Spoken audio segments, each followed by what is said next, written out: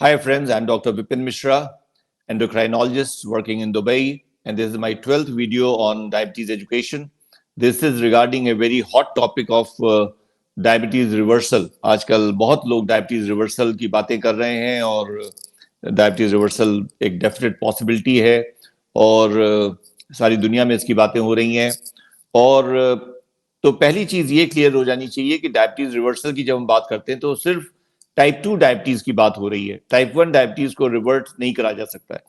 हाँ, type 1 diabetes में थोड़े समय के लिए अपने आप एक हनीमून पीरियड आ सकता है जिसमें कि डायबिटीज थोड़े समय के लिए खत्म हो जाती है, मतलब इंसुलिन की रिक्वायरमेंट खत्म हो जाती है और शुगर अपने आप मेंटेन रहती है। लेकिन एसेंशियली हम लोग यहाँ पर जो बात कर रहे हैं वो टाइप 2 डायबिटीज के रिवर्सल की बात कर रहे हैं।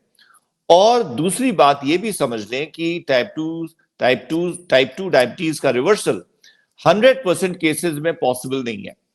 हाँ, कुछ में पॉसिबल है। अब ये कैसे डिसाइड होगा कि किस में पॉसिबल है, किस में पॉसिबल नहीं है? तो बड़े सारे इसके इंडिकेटर्स हैं। बीमारी जितनी ज्यादा पुरानी होगी उतना रिवर्सल मुश्किल होगा। अगर किसी की बीमारी अभी 6 महीने पहले डायग्नोज हुई है तो रिवर्सल आसान है। किसी की बीमारी 20 साल से चल रही है तो रिवर्सल ऑलमोस्ट इम्पॉसिबल है।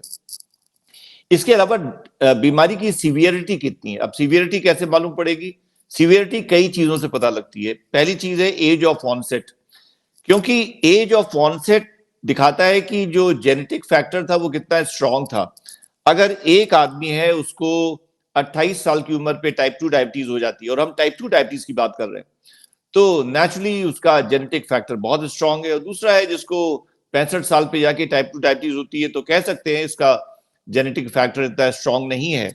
तो जिसमें ज्यादा उम्र पे डायबिटीज डेवलप होती है उसमें रिवर्सल पॉसिबल है, जिसमें यंगर एज पे होती है उसमें मुश्किल है। फिर आता है डायबिटीज की सीवियरिटी, और सीवियरिटी में शुगर लेवल भी देखा जाता है। तो एक इंसान वो है जिसका फास्टिंग 130 135 है, उसको डायबिटीज डायग्नोज होती है। दूसरा है जिसका फास्टिंग 300 है, उसको डायबिटीज डायग्नोज होती है। पहले वाले को का HbA1c 6.6 या 6.7 है और दूसरे वाले का HbA1c 12.5 या 13 है। पहले वाले को कोई सिम्टम नहीं है, सिम्टम फ्री है, एसिम्टोमेटिक, उसकी बस ब्लड शुगर टेस्टिंग से डायग्नोसिस होती है। और दूसरे वाले को बहुत ज्यादा यूरिनेशन हो रहा है, बहुत ज्यादा प्यास लग रही है, उसका वजन कम हो रहा है, बहुत कमजोरी है, तो कहते हैं कि हाईली सिम्टोमेटिक डायबिटीज डिटेक्शन जब शुरुआत हुई तब ऐसी हुई। तो इससे आप मान सकते हैं कि किसकी डायबिटीज ज्यादा सीवियर है और किसकी डायबिटीज ज्यादा माइल्ड है।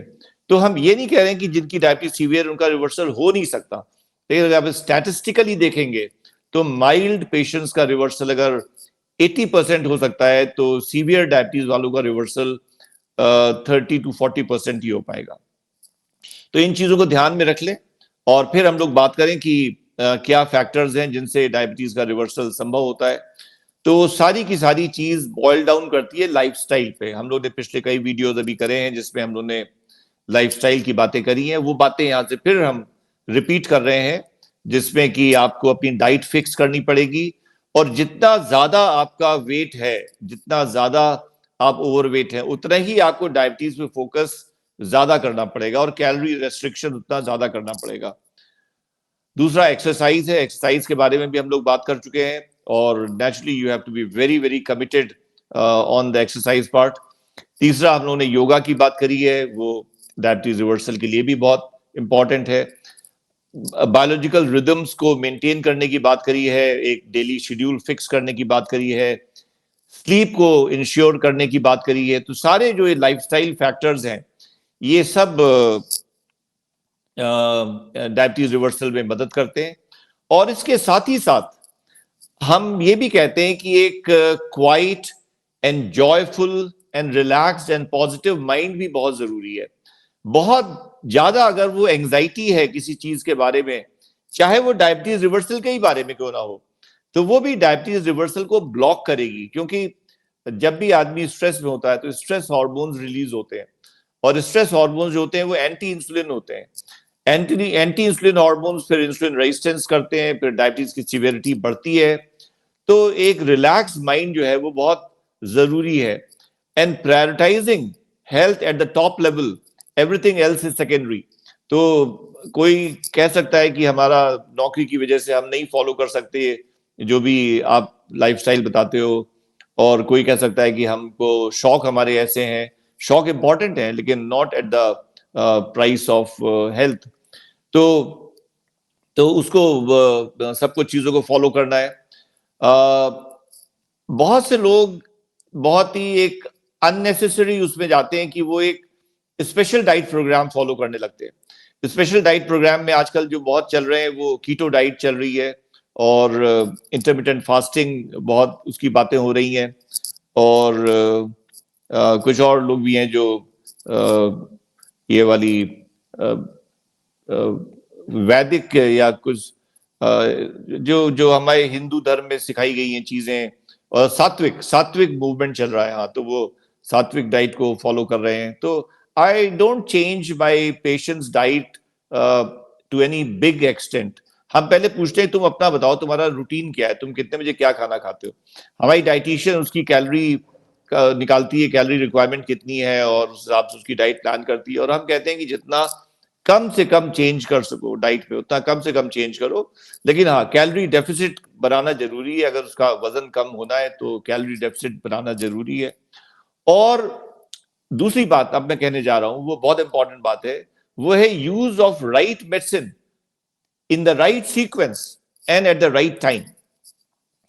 तो अगर किसी को डायबिटीज बहुत ज्यादा है, जब उसका डिटेक्शन हुआ उसका HbA1c 9 के ऊपर है, तो हम अक्सर इंसुलिन से शुरुआत करते हैं। और insulin at the time of beginning of the treatment बहुत बड़ा कॉन्सेप्ट है, बहुत नॉवल कॉन्सेप्ट है, और इसके बहुत बड़े फायदे हैं।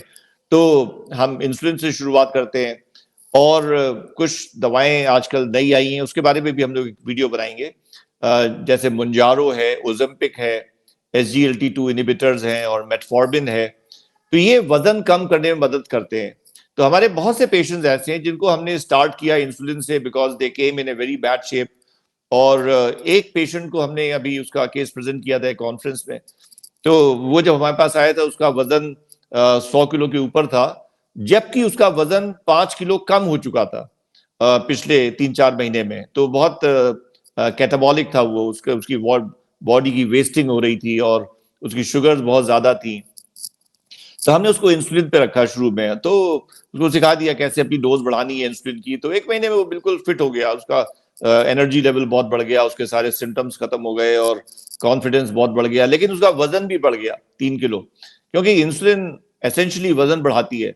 लेकिन जिस समय पेशेंट इंसुलिनोपीनिक होता है, मतलब इंसुलिनोपीनिक का मतलब है कि उसकी बॉडी में इंसुलिन जरूरत से कम है, तो ये जो डेफिशिएंट स्टेट होती है, ये कैटाबॉलिक स्टेट होती है, इसमें बॉडी का फ्लैश का नुकसान होता है। The body tends to just melt out. तो उस समय इंसुलिन देना बहुत जरूरी होता है। फिर हमने इसको ओज़ेम्पिक पे रखा, SGLT2 इनिबिटर्स साथ में दिए, मेटफॉर्मिन दिया, तो इंसुलिन की रिक्वायरमेंट कम होती गई। और हर मीटिंग पे हम उससे कहते थे कि दौड़ लगाओ, दौड़ लगाओ, दौड़ लगाओ, तुम अपना खाना बदलो। उसने अपना खाना चेंज किया। उसने कहा कि हमने कहा तुम ऐसा कर दिखाओ कुछ कि जो तुमने पहले सपने में भी नहीं सोचा हो।